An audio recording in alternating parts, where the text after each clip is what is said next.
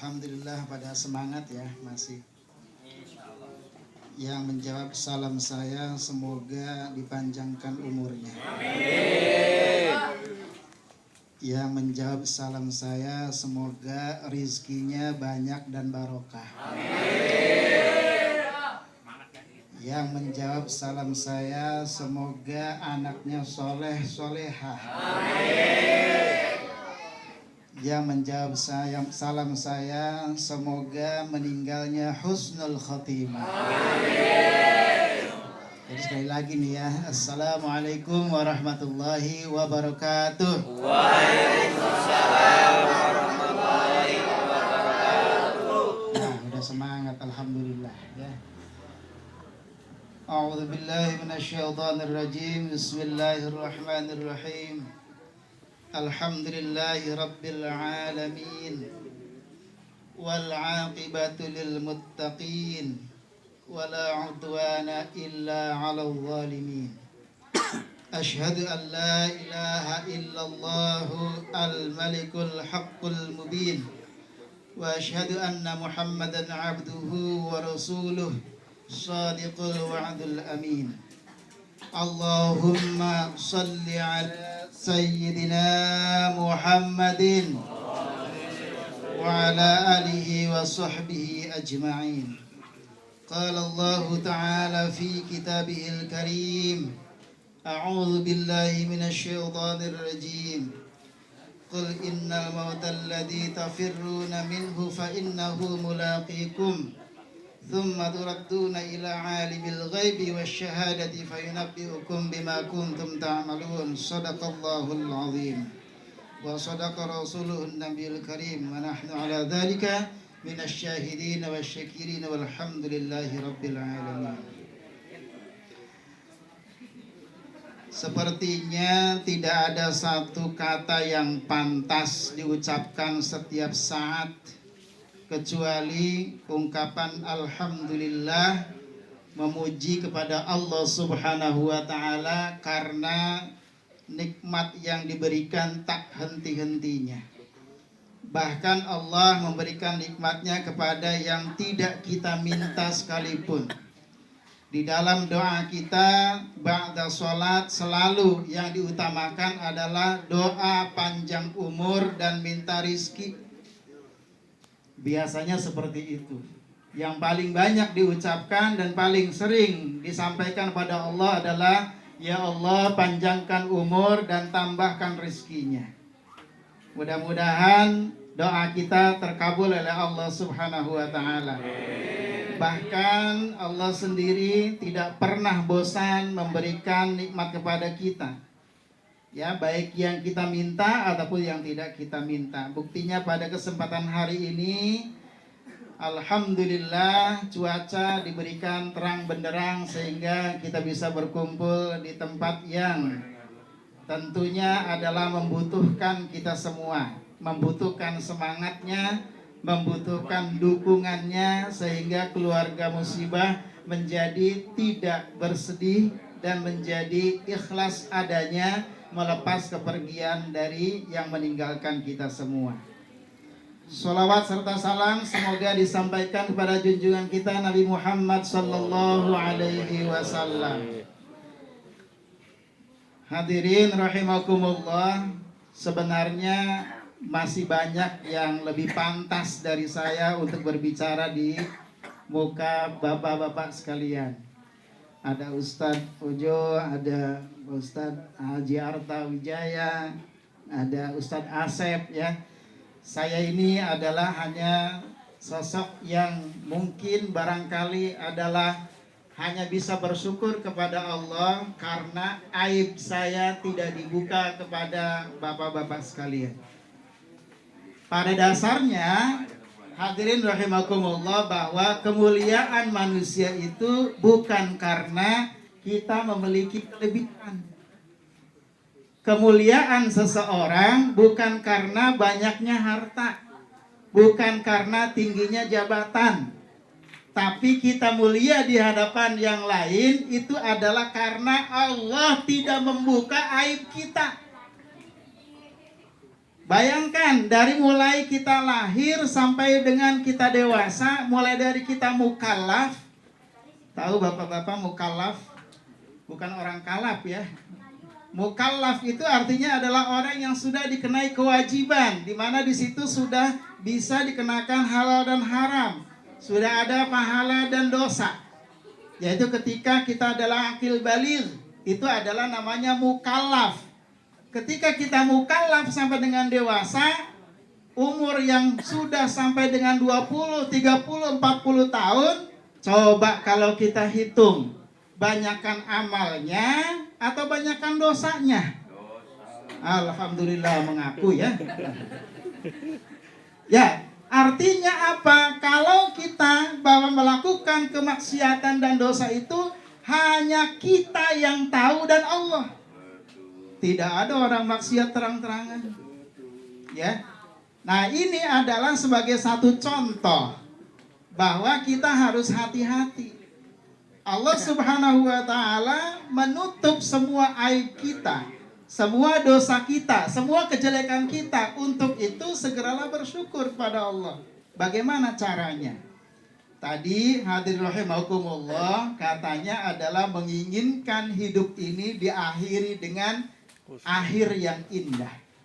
Bukan indah pada waktunya. Ini konsepnya konsep yang salah ya. Indah pada waktunya itu adalah bukan filosofi Islam.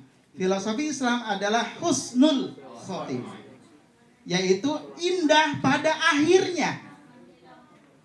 Insya Allah ketika kita dipanggil oleh Allah Subhanahu wa taala, kita berada dalam ridhonya. Tapi ini adalah bukan perkara mudah.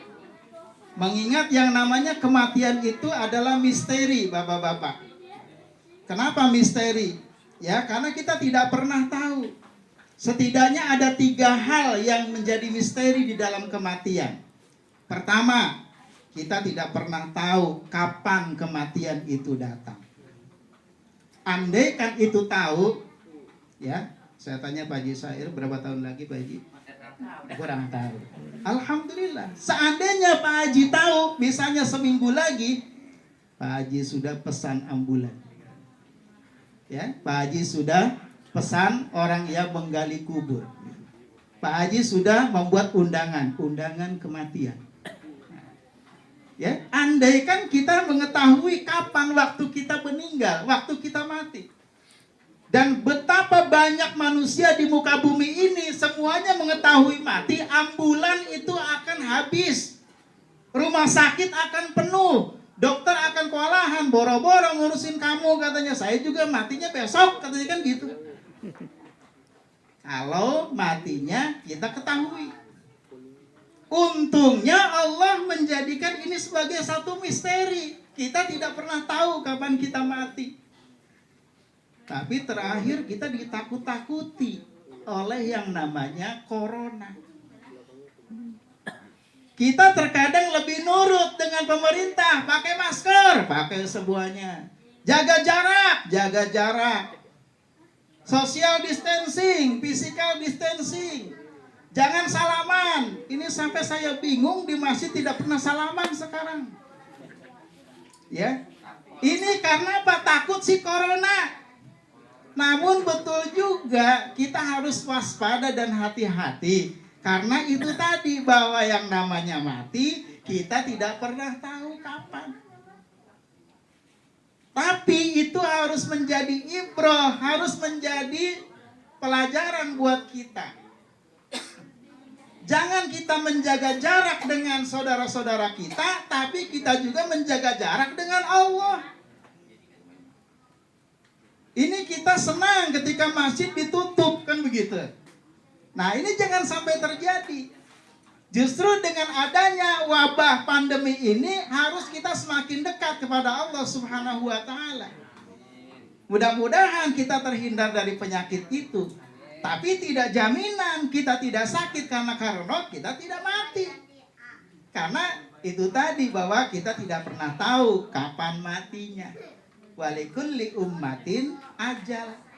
Fa idza jaa ajaluhum la yastakhiruna sa'atan wa la yastaqdimun. Setiap umat itu ada ajalnya. Ketika dia sudah datang, tidak bisa kita tawar-menawar. Keheula. Ntar dulu. Ya. Kok jadi bahasa Sunda, Pak Ustaz? Ya. Nah, jadi ntar dulu, nggak bisa tawar-menawar. Ketika sudah ada di tenggorokan, baru kita terasa, aduh, andaikan saya bisa hidup lebih lama lagi, saya akan ibadah kepada Allah. Saya akan sholat, saya akan sedekah. Itulah penyesalan yang tidak ada artinya.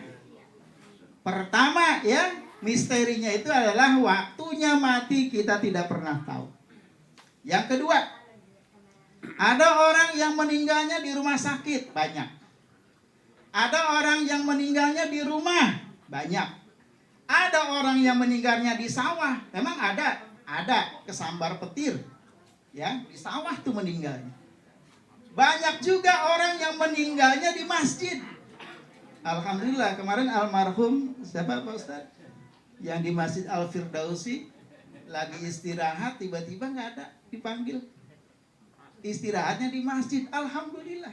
Berarti misteri yang kedua Bapak-bapak adalah kita tidak pernah tahu di mana kita akan dicabut nyawanya. Wa ma tadri nafsum madza taksibu ghadan. Wa ma tadri nafsum bi ayyi ardin tamut. Innallaha alimun khabir. Di surat Luqman ayat terakhir. Jadi tidak pernah tahu kita apa yang akan terjadi esok pagi. Itulah kapan meninggal kita tidak pernah tahu.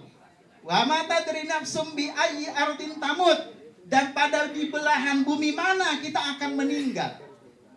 Makalah di sini kunjungilah tempat-tempat yang barokah. Kunjungilah tempat-tempat yang ada ridho Allah di dalamnya.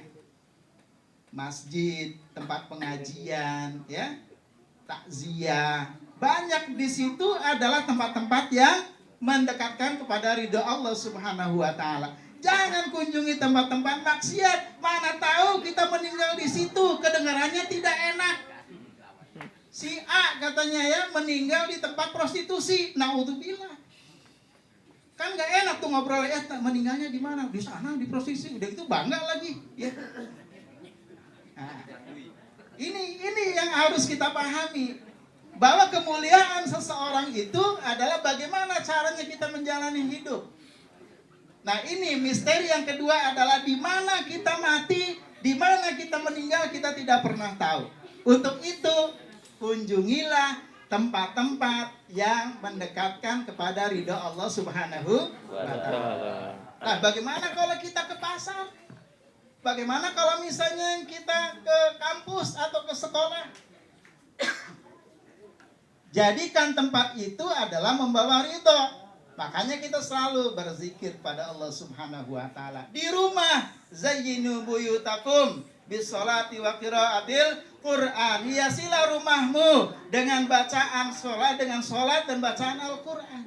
Sehingga rumah kita itu satu saat kita meninggal di rumah, oh iya ternyata rumah itu mah selalu dibacakan Al-Quran. Di rumah itu mah setiap subuh katanya selalu terdengar bacaan Al-Quran. Bukan suara musik dangdut, musik apalah itu ya, ajab-ajab dan sebagainya, kan begitu.